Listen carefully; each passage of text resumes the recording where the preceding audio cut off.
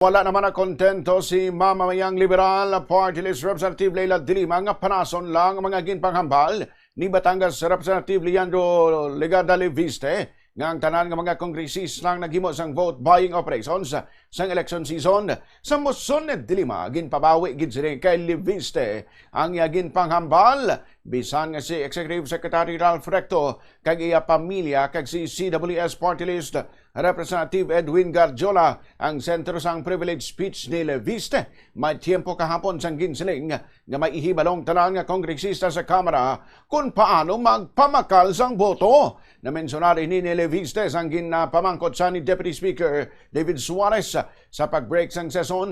Ginpalapitan ni de Lima si Leviste kag ginkompronta sa iya statement. Kung sa rin ginpangdalahig siniyang tanan sa plenaryo sang nagsiling siya nga may ihibalo sila sa vote buying.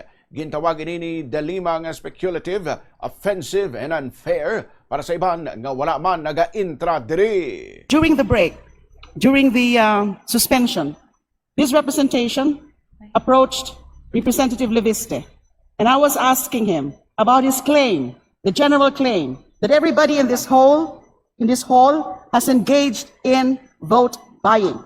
So I was telling him, can you please withdraw that particular portion because we find it offensive.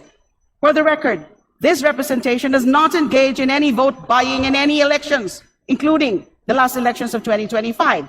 And I remember Representative Leviste saying that he is willing to withdraw that particular portion. So may we ask Representative Leviste if in fact that is the case, that he has withdrawn, that he is withdrawing that portion because it has no basis, it has no evidence, it's purely speculative, it's offensive, it's unfair to everybody here in this hall. Nabalian si Representative Leila de Lima. Nagsabat naman si House Majority Leader Ferdinand Alexander Marcos nga ang porson sa speech ni Leviste ang subject na sang motion nga kakason sa record.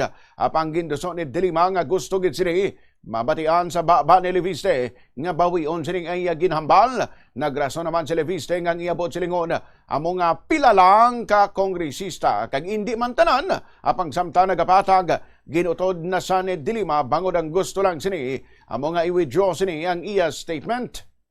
First, I would like to clarify that I meant that there are some but not all, and there are many members of Congress who do not violate election laws. So please do not consider that I said that all.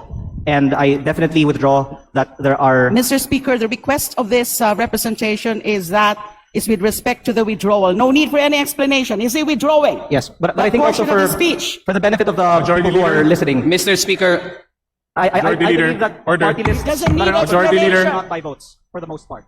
And Mr. that, Speaker, there are many districts in this country where you also don't buy votes, but there are some that do. Majority leader. Some, yes, not all. Mr. Speaker, Yes. given the withdrawal, I move, or I would like to repeat the motion that we refer the question of collective and personal privilege to the Honorable Leviste, to the committee rules, as well as its The interpellation. floor has I so move. decided already and was referred to the Committee on Rules.